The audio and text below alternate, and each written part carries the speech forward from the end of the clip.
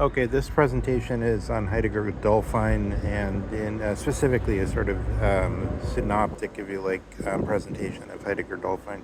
I'm sort of parenthetical remark. I'm sort of transitioning more into Heidegger Dulphine rather than interpretations of Heidegger. And likewise, it's superfluous in a way, but it actually interacts. So likewise, at the same time, I'm looking at more and more at Dugan Nestorius, but that's on the side. So Heidegger Dulphine, let's look at some of the main points from the point of view of the most commonplace avenue of invasion, Design and Sight, 1927, of course. We have there something which Ernst Cassirer was able to, as few can, make critical remarks about of enough sense to make Heidegger in some way admit to error in his Kant book. In some way he says something like, I can't go back now and make these corrections because we've already gone this far, but I admit that Ernst Cassirer has a point about some certain issues. It's basically, I believe, so as a part of, so I'm not trying to make a contribution to the history of ideas chiefly, but more to the history of the formation of the concept of Heidegger Dulphine. So here, Heidegger Dulphine is based on this notion that Kant is more actually already going in the direction of neo-Kantianism, and his main thing was he wanted to reconcile, of course this is well known, the moral teaching as awakened by Rousseau, who so-called put him on the right vague or the right path, and goodness only knows whether that means the right methodos in some sense, but in any case, or whether it just means, in a certain way it does, because Kant's whole moral system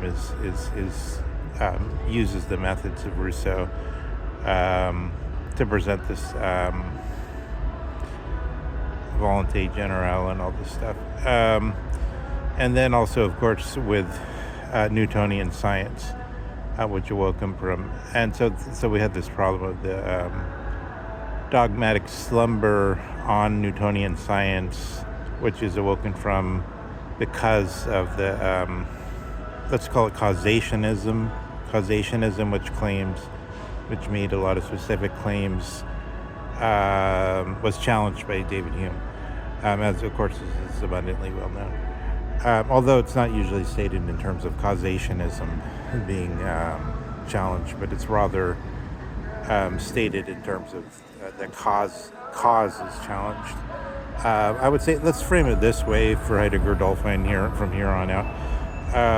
Causationism arises around the same time as the Reformation, or let's just say 1500.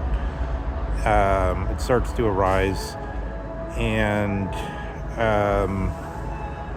it consists of something which runs along with and is in a way always in contact with a mechanism view of the world. Everything is a mechanism that science describes, the mechanism that Galileo first develops pendulums, not for the reason we know pendulums for, which is for proving that the Earth is moving or spinning, but rather as a manner of getting time counts on movement in a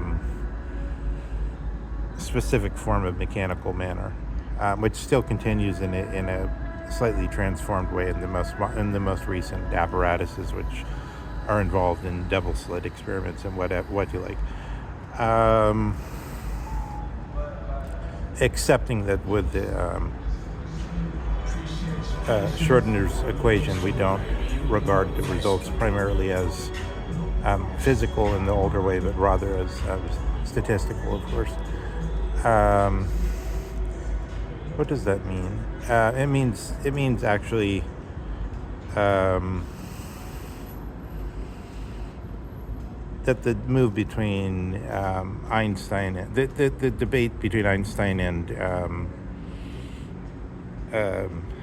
Schrodinger isn't actually a debate about what happens so much as rather it's a debate about what counts as mathematical precision and so on, and what counts as science on the whole. But no, let's set that aside. But all this to say, causationism, as I'm calling it, has to do with going more and more over to this type of view, which we also see if you look at Yale, you look at Samuel Moyn and so on, and you look at the things he proposes, we could see the echo of causationism as in between 1500 and then we get Hawthorne's version in the Celestial Railroad. But that's just a version that's saying you never handle everything through treating things as a mechanism and then dealing with bombs, ass types of problems, and all this, treating everything as though you could divide it in half, and as though everything that's abundantly well known on the subject. But what I wanted to say that's a little bit slightly different is that we see this also in Calvinism, in the sense of the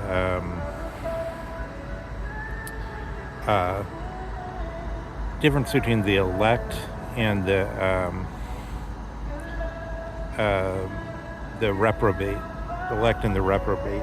This is handled by saying there's already this sort of pure causation known about since the fall. So it's already known since the fall that Adam is one of the elect, and that this will all be worked out in this system of things, in the system of the mechanism, which the modern science studies. Modern science studies the mechanism of science, or the that which could be handled on things like the pendulum clock of Galileo and things like that, and calculated according to the exactness, not of, as it were, word choice, not of making a distinction in some cases between the word abjure and the word eschew, which one could say this is very exacting choice for an ear that has the right ear. For a tin ear, it wouldn't matter. It's the same way that in mathematical precision, you get lots of things that people who are mathematical savants will consider of the greatest importance, but the engineer won't care about it. The engineer just cares that the calculator can do the function.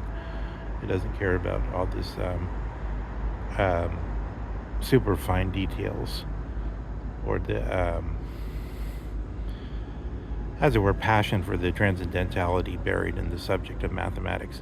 So we have here rise of causationism as against Aristotelianism. Let's put it that way. And causationism wins out. I think this is interesting. It's sort of like, if you look at, I'm sort of imitating Peter Thiel in a way, but I think of this as kind of the subject he's into. It's sort of interesting. I think you get, on the one side, a number of subjects that Samuel Huntington didn't really bring out in his Clash of Civilizations, while he thematized the point of Eastern Orthodox against Catholic countries. Of Poland is Catholic. He did not, and then Poland, of course, through Stepan Bandera and through others, is exercised stuff. But this basically, there's a, I've never been able to really maintain is the truth. The guy from the École Polytechnique always would maintain to me that all the influences that you see in 1991 in the first vote, I think it was in May in 91, when only a small portion around Kiev, I mean almost all of the people around Kiev, but only a small portion of Ukraine as a whole voted to break ties with a new Russian Federation. And then all the machinations, checking Kiev's speech, and all this stuff happened. And then there was a second plebiscite, and then that's the only one we hear about later in 1991 after all the disruptions and everything. And then, of course, NATO seized upon that as that this is the statement till the end of time.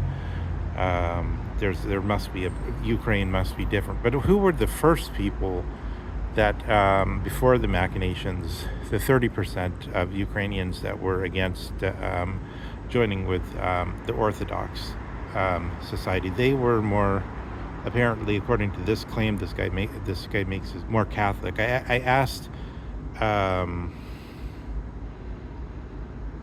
the guy Timothy Snyder about this via email, and he wrote me back and he said he never heard of such a thing. So I think that's just a lie. It's an obvious claim that there's a lot of Catholic and actually I still have the email, and so there's a well-known claim that there's a lot of Catholic influence around this because of obviously there was the Polish-Lithuanian Commonwealth, and Ukraine was the cusp of it, or the borderland, and so on and so forth. And all these things are well known. And but I guess some people consider it like a conspiracy theory. The people that are more like Snyder, who are more Germanic, they consider it a more, Mertz. It's obvious Mertz is the SS man, because if you just look at him, he's a total SS man. He would have been an SS man. Not all the. Some remark was made recently. George Samueli was analyzing it that not all SS men are necessarily guilty of crimes against the humanity or whatever, because some of them were doing just technical things. And Mertz is one of this type of technical, the Governor Tarkin type of guys. Steve, what's the actor? Peter Cushing. But all that by the side. The thing is, you have a situation where there's a way more Aristotelian influence in Catholicism. So it's like, I'd thematize it like Catholicism is one version of Aristotelianism. It's one version of, it's an academic Aristotelianism rather than Peripateticism straight out. Probably Plato didn't like Aristotle. That's always been my theory. I had an inkling about this almost all my life, but I was kind of like, it sounds so stupid, I kind of suppressed it, but I keep coming back to it. So I think there must be some point to it, and I keep seeing other evidence for it. I guess I'm transcendentally predisposed to see this type of thing, but that's why I made the video directly before this about this question of the names. Like, wasn't Aristotle deliberately setting himself up as a competitor with Plato by saying Plato is about kleos, or far-flung fame or beauty or nobility, whereas Aristotle, are about the telos, Aristotelos, rather than Aristocles, which is Plato's original name, Plato being a nickname. But in any case, all this doesn't matter, because my point is just that when Huntington is contrasting the civilization of Catholicism, which includes the influences of Poland, with the civilization of the Orthodox, this means Aristotle versus Plato, because the Orthodox accept Plato, Russians accept Plato, Russians like Plato, but they're not that big on Aristotle. And I think even if you, so one thing, this is one of my themes of my dialogue, the Filio, there's a strange, the occasion for the title is there's this strange debate by which somebody has probably spent 20 years of his career or something, and been paid well all along, and been put up in nice research grants for researching this question of whether Philo of Larissa was actually Filio of Larissa, and he's written books and so on. But this kind of question, it strikes me as so amazing that this kind of question are funded so well and given such prestige. But in any case, one issue is that in the West we get this, that's what my Filio is about, hate. In the West there's this idea the Aristotelian idea that evil does not have a real existence. There's the deprivation of good, and then there's all these doctrines that church doctrines worked out about, like what does it mean in the end that there's obviously these theological doctrines don't appear in the canonical synoptic text in Matthew, Mark, Luke, and John, or neither in the Book of Thomas or in the other books, in the Book of Mary and so on. But the issue whether evil has a real existence is a real issue, because it involves a question of the distinction between, in the first part of the second part of the dialogue, the Decalogue, the so-called Sixth Commandment, because it's not actually enumerated. You could enumerate it differently in the text. It's not actually enumerated in either of the places it appears. How do you distinguish killing from murder? What is God actually saying here? So obviously you have Amalek and you have all these kind of things. How do you distinguish killing from murder? It's not obvious. And then the question is, like, is Hashem he must be ordering? Amalek would say the Amalekians are evil, and when something's evil, it deserves to be hated, and hate means that they are to be destroyed. There's I suppose if you state it philosophically, then it would mean, there's an agenda. There's already an agenda with something that's hated. And but in any case, so there's all these different problems that sort of just see it in Tucker Carlson as a sort of genteel representative of the American thing. If there were, I don't know what the real scions of the Addams family are up to now. I know that became that TV show, but I'm talking about, John and Henry Adams and so on. But we have this, Tucker Carlson somehow is a blue blood or patrician representative of the Americans in some sense, and then you see the type of subjects he's always bringing up, like things like this Aristotelian Catholic distinction, even though he's not a Catholic, whereby one, but it's common to Western Christianity. It's common to I think the Black Church would even make a large point of it in America. Is it called the Black Church? I mean to say the church that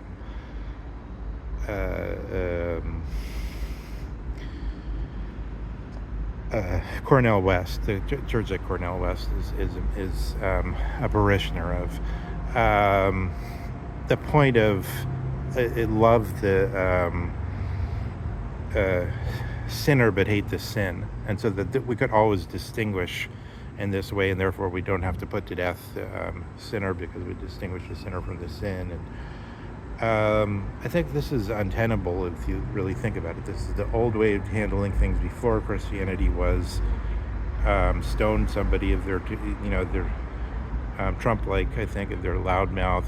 You think of the incident in the Odyssey, which I surely won't make the film. Maybe it would. Maybe it was considered. I don't know. Where Odysseus with the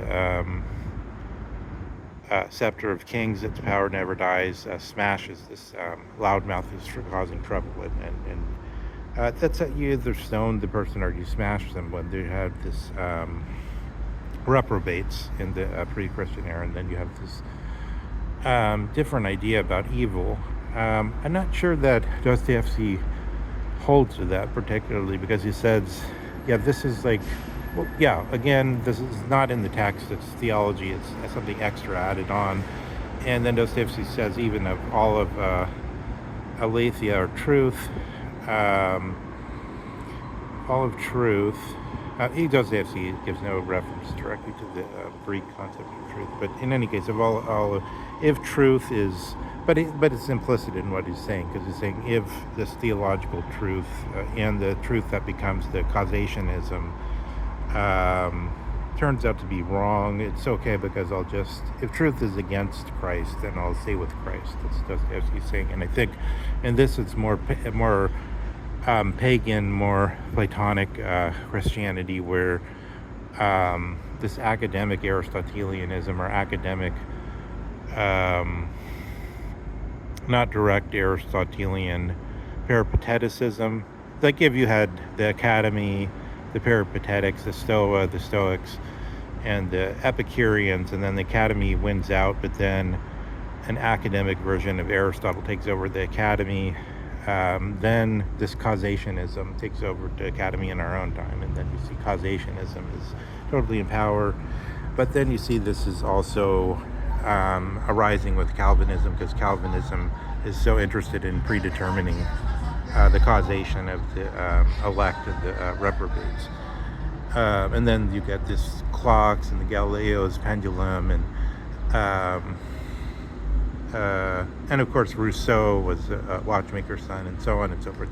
So you got this whole spirit of causationism. And then, so then we arrive at our Heidegger Dulphine problem, the Cassirer problem. We have this question of interpretation in Kant, where we're asking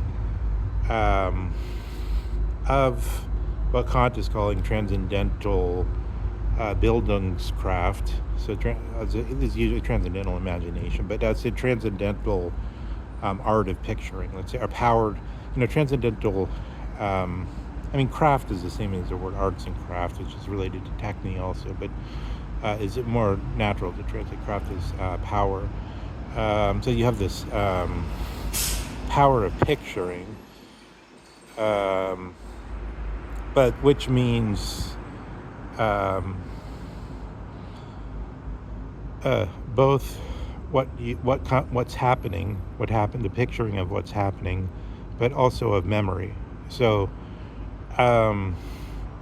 this is one side of Kant's transcendental thing, and then is saying, or in fact, Kant says this is part of the anthropos, or the psyche. This is the psychological side. This is in Heidegger's book on the Truth and Logic. I think there's like 100 pages or something on the problem of psychologism as it was.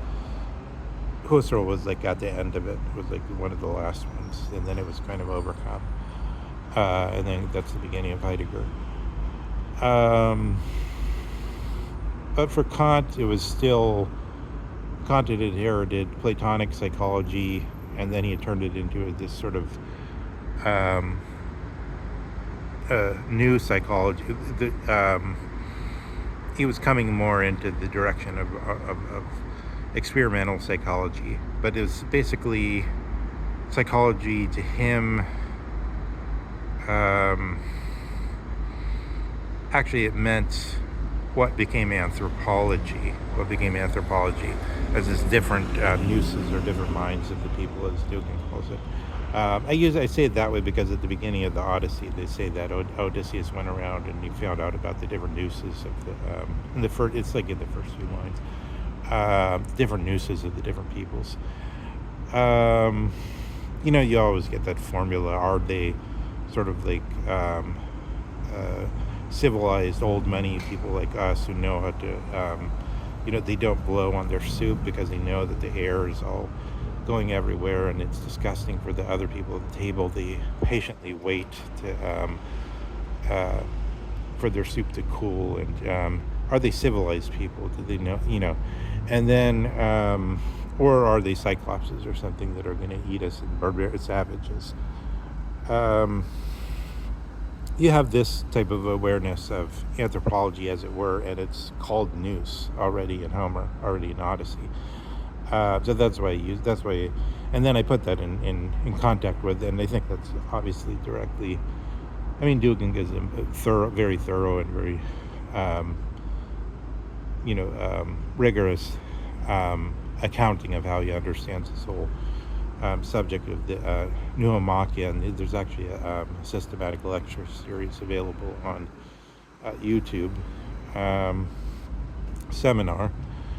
But in any case, so you get this problem that the transcendental imagination, or this ability to picture, has this extra issue for Kant. Or let's say, again, I'm sort of misstating it. The nous, or anthropos, of specific people, their ability, the way they picture things, and remember Aristotle is saying, like, the soul is in a way the same as all the things, because the substances, all the what we call grammatic substances, are also subject matters, and substance understood as something which you could say things about. So the substance understood as subject which you could predicate things about, not just in a sentence grammatically, but directly. And this is a tree. What can I say about a tree? It's alive. So you could predicate that a tree is alive, and the tree is the subject. It's the substance. And in a way, saying it's a tree is clearly it's about us. The things, but it's really about the things too. For Aristotle, and the way that the nous is all the things, and the nous tells us this is a tree, and that the tree is alive. So you have this one side of the psychological view, and then you have the other side of the claim of asking what any possible experience of any possible being is, and then asking about the transcendental horizon in terms of, like, must it come in order? Otherwise, it would just be a blur or something. It wouldn't be intelligible. It would be I guess I mean, I should ask Grok, because Grok would probably cite me something that would be sort of dispositive on the matter, because I'm guessing that the quote that in Anglo philosophy is favored, the William James quote of the blooming, buzzing confusion at the basis of the senses, means basically the same thing as Kant was saying by the cinnabar, this famous cinnabar example, which Ray Brassier, by the way, used in his first little book, which I think was maybe his only book. And has like a billion things in the bibliography, like his advertising that he read a lot of stuff, but it wasn't an interesting book in any way. But it did mention that. So we get this question in two ways. So let's just look at it this way. There's memory, there's things as they come to pass, and then there's a question of sort of like if both of those or in a certain format, like something showing up in a old television. So like it used to be in the olden times, there wasn't high definition television. There was like this old analog stuff. But so you could, if you're questioning at that level, and you're saying, yeah, the memory comes in this type of format, and regular experience comes in this kind of format, more realistic, but yet still difficult. Example: are we colorblind? If we're colorblind, another example: are we face blind? Some people, Hubert Dreyfus, Heidegger scholar, was face blind. Whatever. I mean, I'm not sure what face blind means. I guess I'm face blind when it comes to squirrels, because they don't really recognize the faces of squirrels. Maybe it's like that. Some people don't recognize the different faces of human beings. When we're asking the question at those two levels, then there's, for Cassirer, this is both, he's trying to fix the horizon for a science that could go on still to do everything that a science is meant to do, including give ethical conclusions in some way. Whereas Heidegger Dulphine is saying, here, this whole field of inquiry is obviously, it's in a movement. It keeps moving. We keep seeing different things about it. We keep understanding it at a little better or a little worse. There's a basic subject matter let's give it a blush of newness and clarity by saying it this way. Just as there, we say of a stone, that a stone doesn't lack sight, because it's not unable to see, because it just isn't the kind of thing that has like, if somebody's blind, we say they have a disability. They've gone away from this teleological norm, where we expect in the normal condition they'll have healthy eyes, and we call that the norm. But a stone we don't put into that sort of natural description norm, teleological norm. You could say, I mean, the sciences always have teleology in this limited sense, in that they say, would it be more explanatory to present it this way to ourselves?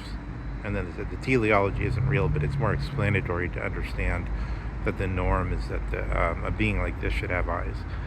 But we could say another thing about stones is that they have no future expectations. They have no expectations of any kind. And therefore they don't have time. So you get this basic larger position whereby a critique of time makes sense in the horizon of this. It has also this blackout moment where he says something that has no expectations neither would have time, and then the problem of will wouldn't come up either. Stones don't have will, they move mechanistically. Then of course you get all the well-known critiques, which are endless, whereby one gets this saying that looking at things as a mechanism is just insufficient, because there's more. It's richer. The world's richer than that, or something like that. And mechanism doesn't involve causation, even in the strict sense, because you could do these functions, mathematical functions, and then in a way, then if you interpret it that way, then without causation, then you're already, you could do that already with Newton. It's a function, it's not causal, but it's a similar move when you use this type of stochastics, which are like Bayesian, so-called Bayesian inference.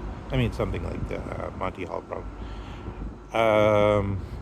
which also I think played a big role in that a few years ago in the Nobel Prize, Bayesian inference, in that Ramsey math problem with where everybody was claiming that this proves the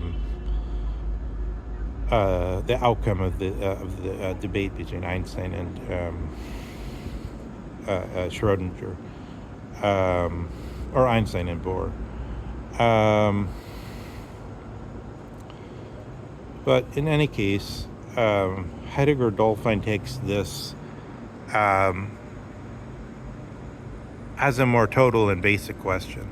So it's like you could even go to the nothing that nothings and say, if there's no being that has expectations, phronesis, autopoietic behavior, the ability to fake it until you make it, the ability to, in scare quotes, let's pretend, the ability to do things in a certain way until they become trieb, or second nature, as Aristotle puts it, second nature. And therefore, Heidegger sees in this, like, there's a lot of places where we could use the subject of phenomenological investigation of how the anticipation of the future, how having a future manifests itself, which at the same time we could set off against this basic of, what if there were no time? What if there was something? What about these things like stones that are don't anticipate, that don't try to that simply have no time. Yeah, so Heidegger Dulphine uses that, and so this is, I guess, this is the biggest single thing I have about everybody who studies Heidegger, which is all of them. Not all. Maybe some of them still have like Lawrence Hemming. I think he still has this call to being, but he sort of does it very tepidly in a way. I don't know. And even Sheehan and some others sort of support that, but that's not really Sheehan being a Catholic, and that's not really what they really believe in. But I think if you look at what Heidegger said, that Husserl misunderstood what he was doing in Sein und Zeit, and his explanation of why Husserl understood it is because all the time I was thinking of being, is to say, just as when he critiques the question of the transcendental imagination, and he comes out with he radicalizes it and brings it into lays it into something in the direction of what I was just saying, whereas the neo-Kantians bring it into more of a causationist framework, more in keeping with the modern ethos of trying to solve everything through more and more mechanisms, more and more Elon Muskism. We have to remember Thiel is an allegory, so Thiel seems in a way like engineering type, but his way is an allegory of this tech bros. That's what Dugan has given him, that has mentioned that. I don't know if he still stays with that interpretation. There could be ways, we don't have to say, Dugan usually says this mechanistic way of thinking, materialist way of thinking is totally bad. But there's different angles to it, and in one way it just there's different angles to it. There's different questions of Heidegger's talking about negotiating an existence with the technological essence, or this. One way of looking at it is just that Aristotle said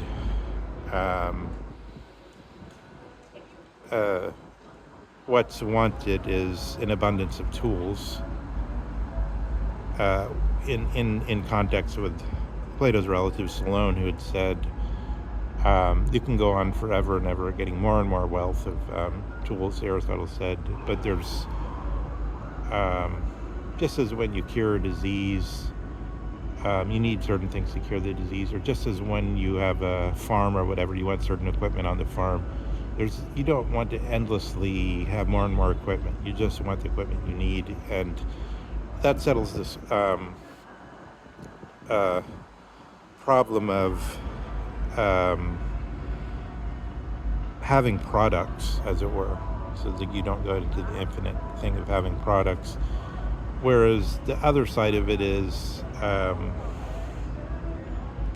instead of having products, as Aristotle says, you could regard it in terms of being something, in all these problems, which are sort of, like I was saying, the fake it until you make it problems, changing of of your character, which is regarded historically as the real regnant power, the real wealth.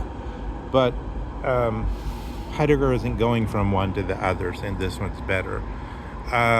He's rather, again, Heidegger Dulphine at least he's just saying, I'm thinking of this Seinfrage, and even Seinfrage, he says, is, this is a plaque on top of it. It's not because part of the problem is what Wittgenstein said, which is there must be something outside of language.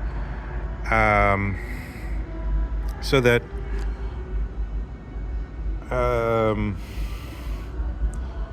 just as Heidegger uses in Sein und Zeit sort of Aristotle, Kant, and Descartes, and makes deconstruction of them, he also uses his own interpretations as sort of things that within certain limits could be set up as independent sciences, but which ultimately aren't the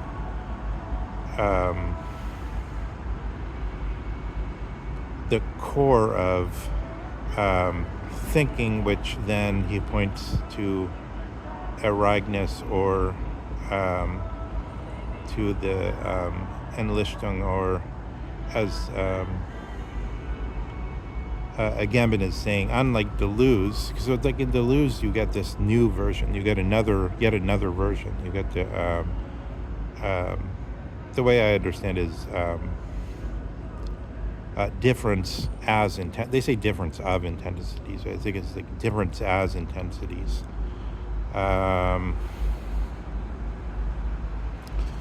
The different, what word would be the different substances, different subjects, different noun types, different, which had at one time been interpreted according to theories of gender and so on. In there, where gender didn't have to do with biological sex originally, but had to do more with animate and inanimate.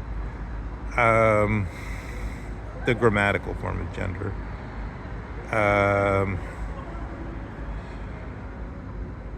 You get in Heidegger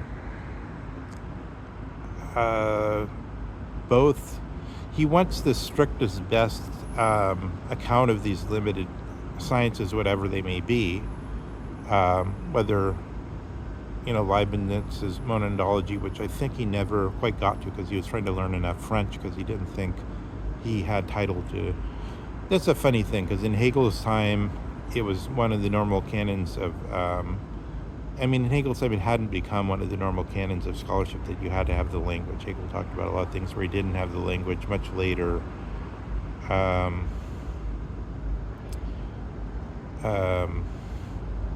the guy that wrote this great, Heidegger's friend that wrote this great books on the axial age and all that stuff, he actually learned all this Chinese and all these languages and studied this text, which is astonishing. But I guess Heidegger it's sort of a shame, because it would have been better if Heidegger could have just commented on the monadology, which was originally written in Greek, but I think there was another version in Latin which he did speak. But I think his French wasn't quite good enough, but he was kind of pecking away at it. But yeah, say his study is a limited thing, like the theory of monadology. But he wants to show it in the best possible form that the actual professionals in the field use, just as when he displays his questions about time in connection with Einstein and Bergson and so on. They want to give the best possible exposition at the level of the practitioners of that science,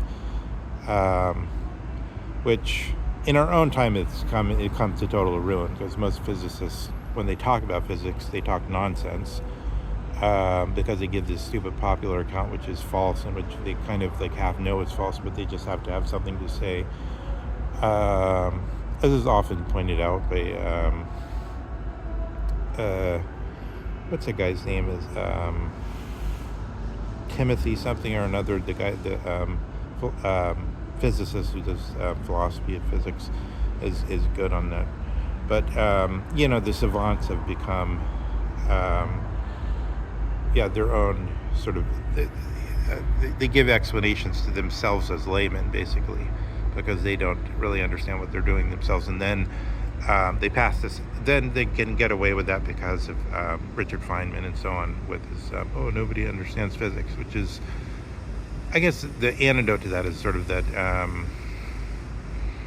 this lady that went to the Max Planck Institute that does the podcast is good on pointing out how idiotic this whole situation is, and how much mendacity there is in it, and the whole intellectual environment around it. But in any case, in Heidegger's way of doing things, he wanted to actually state things in the best way they could, rather than speak to oneself as a practitioner who just does the math and then give a stupid explanation that doesn't really make sense, but it's a popular explanation. But it's not a popular explanation given Hassenfelder, Sabrina Hassenfelder, I was thinking of. The popular explanation isn't given because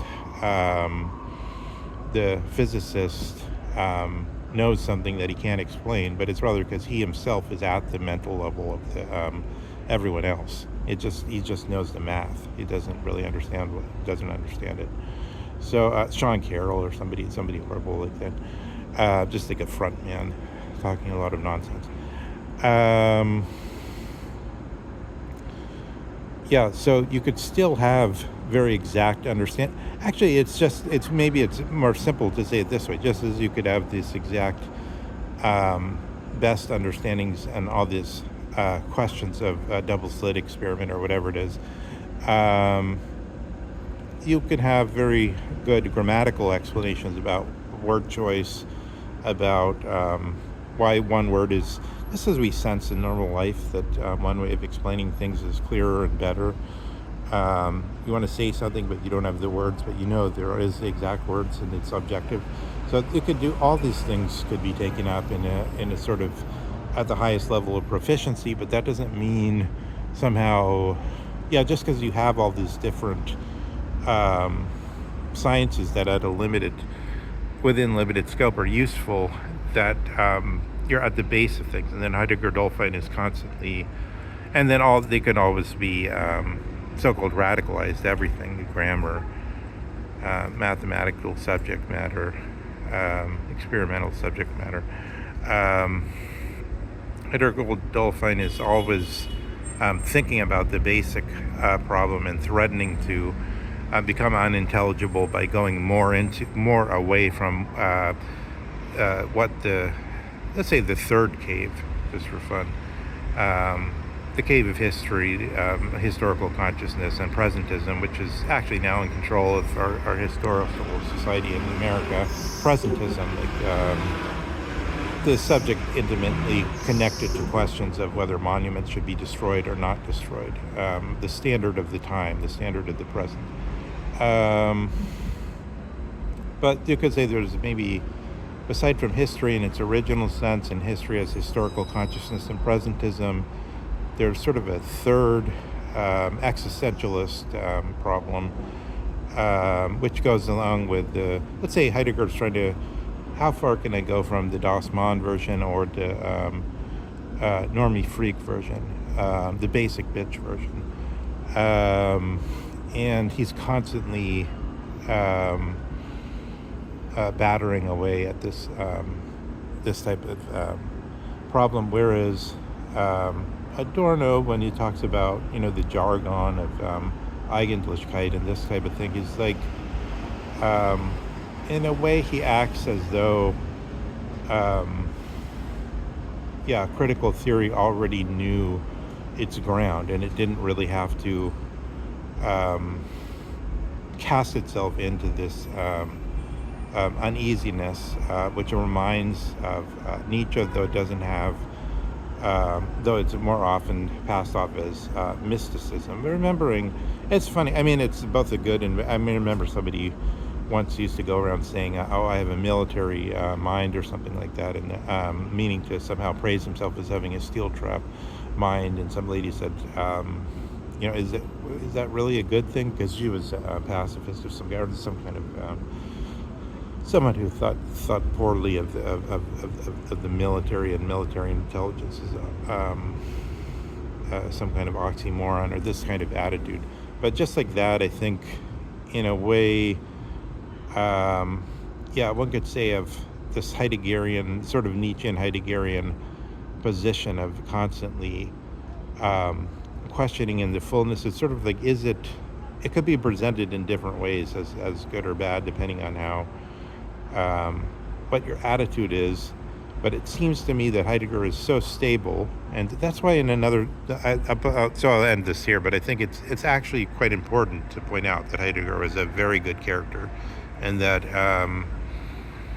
his entering of the Nazi Party at the beginning of the war, it was exactly his autopoetic imitatio Platon, if you like, not imitatio Christi, but imitatio Platon, of the trip to Syracuse. And he talks about this also. Leo Strauss understood it as having to do with this peace conference in the beginning of World War One period, or right before World War One, that he mentions in the dedication to Paul Natorp in the Sophos book. But it is important to show that Heidegger was of sound and good character. And I think this constant slander we get, sometimes from people that are totally incompetent, as Thomas Sheehan wrote just a tireless, amazing piece on the incompetence of people who make a career of trashing Heidegger, and who also ruin a lot of grad students who won't agree with their version. And it's just amazing that he could so many citations and prove so many things wrong of people that are that corrupt and so on. But it is, but again, I think it's basically, it would be good if something like the Protagoras version is understood as in the following way. What it means that things are the measure of the Dasein is that only a sound Dasein can have the sound picture of things. I mean, never mind whether that posits a dualism or something like that. But the point is that to say things are, it's like there's a certain kind of being that, according to the ancient tradition, is supposed to have reason. And then if everything goes right teleologically, if they're healthy, then they have the possession of reason. And then not all human beings have the possession of reason, but the ones that have, to some extent, but usually there's problems. But the ones that do have it correctly then can reason correctly. Sometimes they could, but the interests and outside things bother them, so they don't. I think there's three kinds of cases. There's people that sort of are bad at logic. Then there's people who, when there's interests, political interests, they should recuse themselves. And then there's people that have pride in their intellect. And then if you say these people can get these cases right, they could tell you, say, like I was saying, whether you should pick the word eschew or the word abjure in a certain case, and why, or whether to use the word who and whom or whatever, which being more clear, or as it were, quote unquote, more objective, more exact in a way. You could get a lot of further cases along those lines, but let's just end it there.